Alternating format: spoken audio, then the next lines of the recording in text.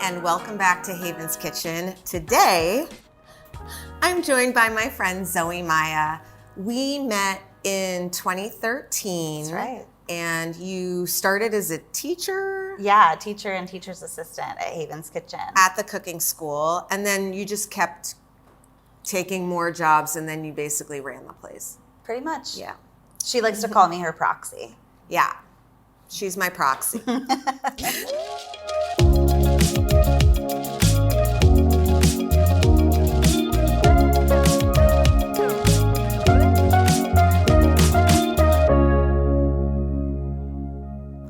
So this looks beautiful. What are we making today? Well, I was thinking we love to cook together and it's do. a gorgeous day and we have some mutual friends coming. So I thought we would put together a big, beautiful panzanella. HK Classic. HK Classic. We've got like all the juicy peaches and tomatoes and Gorgeous. burrata because, you know, burrata. Brat. And then, and then we're going to use the chimichurri to toss the bread to make the crunchy breadcrumbs that absorb all of that tomatoey yumminess Yum. and peach juice, and then toss it with herbs and feed it to people and drink. That sounds amazing. I really can't wait to dig in. That's the plan. Yay. If this recipe sounds like something you'd like to make with a friend, be sure to subscribe. All right, let's cook out. The first thing we want to do is get our bread nice and toasty so that once we toss it with everything, it just soaks up all that delicious dressing and the peach juices and the tomato juices. This is like such an HK classic because we love crusty bread. Who doesn't love crusty bread? Mm-hmm. And what I love about it is that you can make the components in advance. So you can like get your croutons done, get all your summer produce, which honestly you don't have to do that much to. That's the other thing I love about juicy tomatoes is that like a little bit of salt and a little bit of chimney is all you need to make them shine. Totally. And in the summer, when they're juiciest, they basically make their own dressing. So after we get our bread crusty, we're gonna start prepping all of our vegetables and they're just gonna marinate and make their own. So this salad doesn't actually have a dressing that you make separately. It's all just part of the flavor of the juices of the fruit, which I think is such an amazing thing. And you know, I was thinking because we were talking about picnics, and this is one of those things that like you pack in a ball jar. Yes. Where you can basically marinate your burrata and your peaches and your tomatoes in a little chimney at the bottom of the jar. Put in some crunchy breadcrumb croutons, and then like pack them for a picnic, and then just basically shake it, and you have like an amazing picnic meal.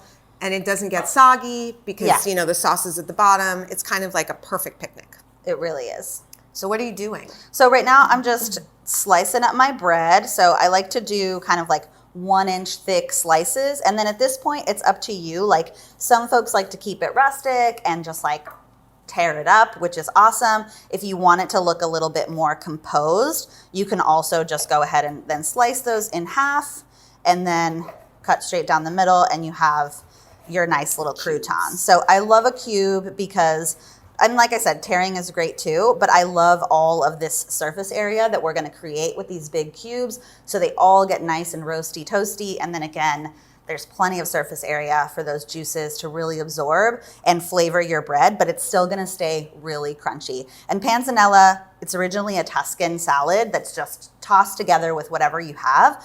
And it's good to use day-old bread because that gets the crustiest and it also soaks up all of those juices. So if you have a loaf of bread lying around, it's perfect for this recipe. I've also just taken like sliced bread, you know, from the refrigerator that looks like it's kind of like on its way out, and cutting that into little cubes, doing the same exact technique, but it's a good way to sort of not waste your bread, save it, and turn it into something delicious. Yep, and use up all those ends too. Sometimes like I take the frozen, like take all my bread ends, freeze them, and then once I have like a nice little stash, toast them up. Yeah, make whatever type of panzanella you want. So in the summer, we would use tomatoes and peaches.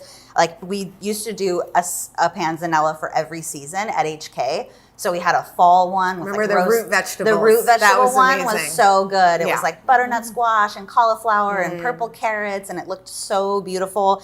And then in the spring, we would do like fava beans and mint instead of basil and the little peas. So like each season, you can find your favorite vegetables and make the salad with it, which I think it's a seasonally agnostic salad, which is something that I love.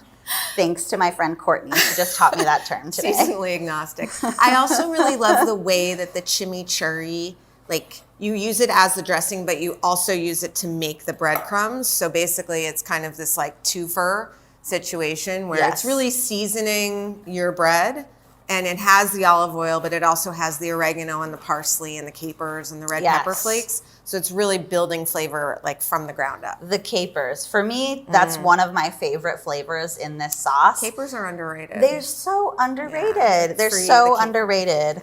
My dad was a huge fan of capers, and he would always like, anytime he'd walk into any house, he would like check the pantry for capers, and that's how he would judge your kitchen. If you had capers in your fridge or your pantry, then like you're on it. You know what to do.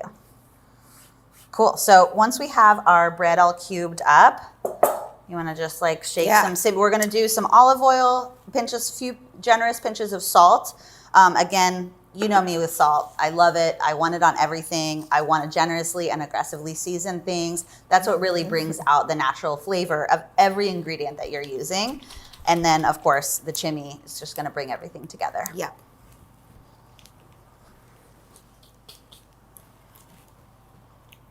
We're going to give it a good toss. You do want to make sure that you coat the breadcrumbs enough with the olive oil and the chimi, because that is what's going to get that like super crispy, crunchy breadcrumb vibe.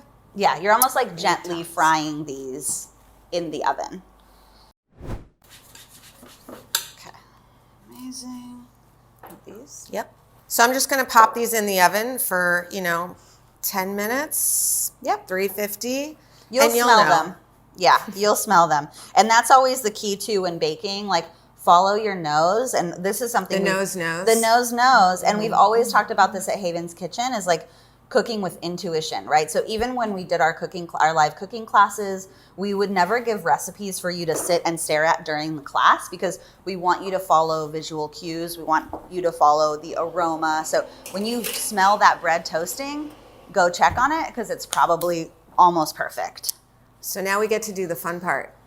Which, this is all fun. Yeah, that's Which true. part is not fun? The most fun part, which is cut our vegetables and toss them with a little chimi and just let them sort of soak up their own little juices and meld really together. Make that dressing. Yeah, for Tomatoes sure. and peaches go great together. If you can't find juicy peaches, you can skip them. It's totally fine. What else could you add in? I mean, during the summer, like plums also, like any stone fruit really, like super ripe, delicious apricots, like any of the stone fruits I think would be so good, because what they're adding is like a sweet element. So we're balancing savory, salty, crunchy, sweet. That's tart. also, tart, right? And a lot of that is about like what flavors you love. And that goes again back to that intuition. So recipes are an amazing guideline, but at the end of the day, like, if you want more salt, add more salt. If you want something juicier, add something juicy. If you want really, cucumbers, you could also throw in some nice cucumbers. Would be amazing in here. Yeah, that's a really good point. I'm going to get you a bowl. Okay, sounds good. So as the head cooking teacher at the cooking school, how did you teach people to cut tomatoes in like the best sort of most tomatoey way? That's a good question. Thank you. One, you want a sharp knife, right? Because a dull knife is your enemy in the kitchen, especially with tomatoes and things with a little bit of a skin. You don't want your knife to like drag or like crush them. Yeah, you I've really been there want something, where nice and sharp. So if your kitchen knife isn't that sharp, obviously go get it sharpened, but you can use a serrated knife for tomatoes too, and a lot of folks do, just like we did for the bread. The other thing that I always tell folks to do is like follow the natural shape of the vegetable that you're cutting, not only because it looks beautiful, but just like with cheese, like you want a little bit of the peel and a little bit of the outside and a little bit of the seeds. And so everything that I slice, I try to follow that natural shape.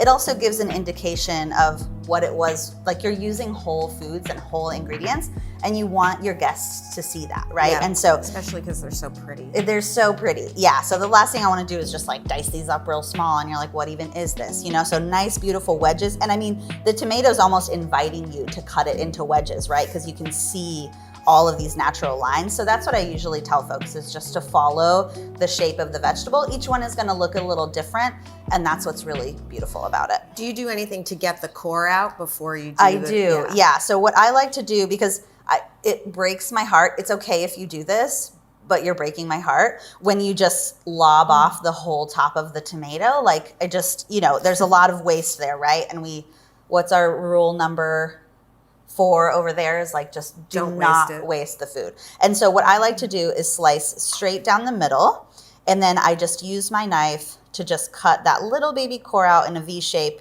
So this is all that we're throwing away, and we're using the whole rest of the tomato. I think that's a really good tip. It goes for bell peppers too. Yeah, that was a nice move. Right? It's just like, you're not wasting anything. And again, we're preserving that natural, beautiful shape of the tomato. And then once that's there, you'll just flip it and you just follow those natural lines here, and you get this beautiful wedges, and you get to see that color contrast of the deep green going down to the red. Like I said, every tomato is going to look different, and that's what's really beautiful about it. Yep. And then we're just going to build this right in our bowl. So the serving bowl is where you'll start building that flavor and that dressing. So I'm just going to throw our tomatoes right in there. You could actually make this like a 1 bowl meal by doing the breadcrumbs in here, giving it a wipe, and then throwing in the final things. So for sure, it doesn't take a lot of cleanup either. Exactly. So for anything with a pit, I showed y'all this with the avocado before too. What I like to do, you can do it on the board and rotate it, or if you're going to hold it in your hand, make sure that you're moving the fruit and not the knife. So the knife stays in one place, and I'm just twisting the peach. And that's just going to make sure that I'm staying extra safe. I always know where the blade is. And then you give a little simple twist, and there you have it, right? Perfect. Super, super easy. You don't have to throw away anything except for the pit. And actually, if you're crazy like me and you keep like all of your apricot pits and all of your peach pits, you can actually make like really delicious flavored liqueur. If you crack these on the inside, there's a super fragrant like almondy nut, because they're related to almonds. I know, that's just like, but it's like, it's extra. It's very me, and it's very extra. I've never made a liqueur in my life. Maybe that's our next. Maybe that's our next thing. Allie and friends. Yeah. Exactly. Here, so I'll throw out your pit. Pull out our peach pit, and then the other thing you want to think about when you're making a salad like this is that you're getting a little bit of each thing in every bite. So as much as I would love to do like big wedges of peach, I also want to make sure that you can take a bite of tomato with a bite of peach. So in this case, I'm going to cut it in half first. Then I'll go down and make my wedges. So you still get that natural shape and that surface area, but it's also just like not a giant slice of peach here. Beautiful. It's already looking so good. These colors are gorgeous. We've also pre-cut these little baby tomatoes, and we're going to add them in too. And these are my favorite because honestly, if you wanted to make this salad and it's not like peak summer, there are always really good heirloom cherry tomatoes available at a lot of farmers markets. And I think that's something that you can do even when like bigger tomatoes are out of season. The cherries are usually still hidden. So yeah. Again, just take our little core out with a V-shaped cut.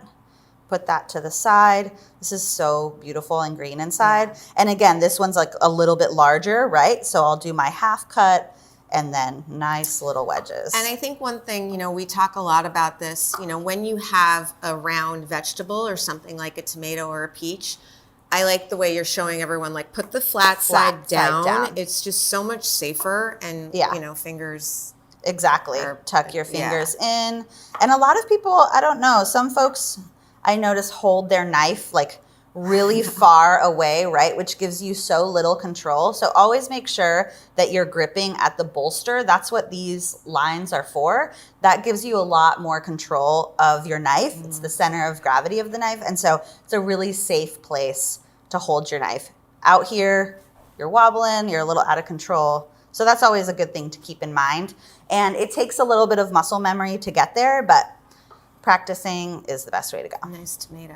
This gorgeous yellow. So we're going to cut up the tomatoes and the peaches, and we're going to toss them with some chimichurri and a little salt. The salt helps them sort of release all those juices, and that's when you'll get like this juiciness. It's going to be so good. These are perfect. Oh, yes. So we're going to take these out of the oven and let them cool for a couple minutes while we do the rest of the salad. Then we're going to add the cooled croutons in, toss it all together, add the cheese and the basil. Yum. So we'll add about a quarter pouch of our herby chimichurri sauce right over our tomatoes and our peaches. Again, to just get all that herby goodness, the tartness from the capers, a little bit of chili is really going to balance that sweetness and that tartness that we get from our summer fruit. And You want me to toss this? Yeah, but first we just add a few pinches of salt here, again, to just bring out all of those juices, make a really yummy dressing. Use your favorite spoon. I would say we are a very spoon-heavy culture at HK. We love a good spoon. I mean, they're the perfect utensil. Yes, 100% agreed. None of this spork action. That already smells so good. Yeah. Like, the croutons are awesome, cheese is awesome, but I literally just want to start eating these I know. tomatoes. I think we might need a bigger bowl. I think we underestimated the size of this.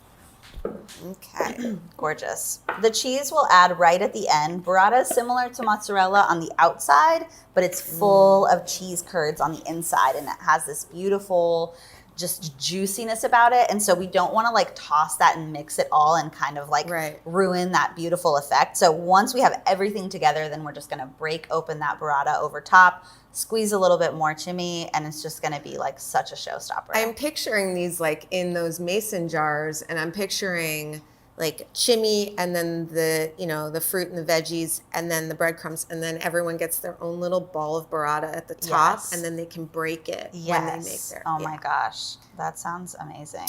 And we're using, toasted pumpkin seeds just to add a little bit more sort of flavor and crunch and a little fun times. I love that. Yeah. I absolutely love that. Not necessary. Optional. Totally optional. Yes. All right. So you ready to add our breadcrumbs in Totally. here? Okay. It's like a group effort adding in our croutons. Yeah, give it What's a great little is they're shake. crunchy, but when they hit all the juicy fruit and sauce, so the croutons will still have a crunch, but they'll have a tender crunch. Yes. It's like a chewy. Yeah. Just, and then a little. Yeah.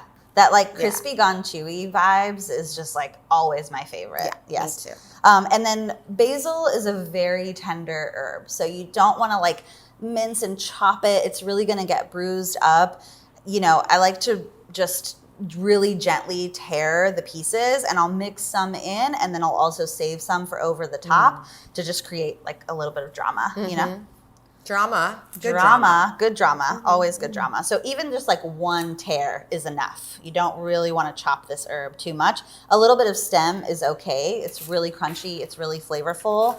So don't worry about being too precious with it. And we're not over tossing. We're just kind of combining. Yes. But this is starting to look so beautiful. Oh, it looks so good.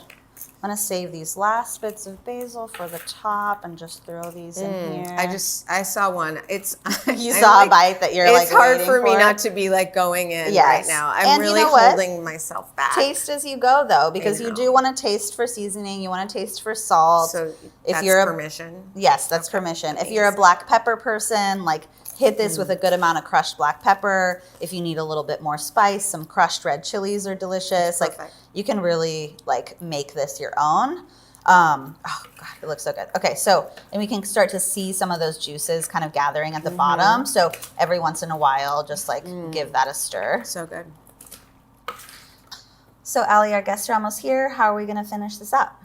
Well, I think we're going to wait until everyone gets here, and then we're just going to put the burrata on top, break it open, put the pepitas on top, a little more chimney right before serving. But this can sit at room temperature for, a while until Right. people get here. Amazing. It's just going to keep absorbing all the yummy flavors. I love that for us. Okay, so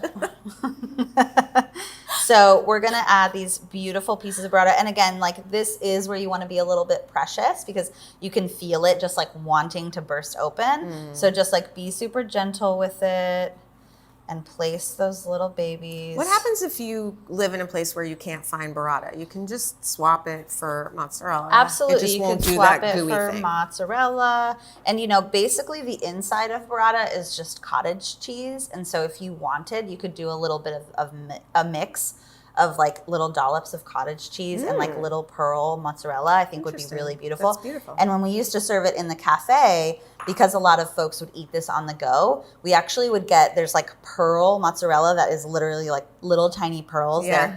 You know, I love tiny stuff. They're Yeah. absolutely adorable. And those for the picnic too would also Oh, be yeah. a really fun option. Totally. Because then you, again, as you're digging into that mason jar, you get a little bite of cheese with everything and you don't have to cut it or slice it or anything like that. So I'm just gonna gently break this with my hands. Again, it's super delicate.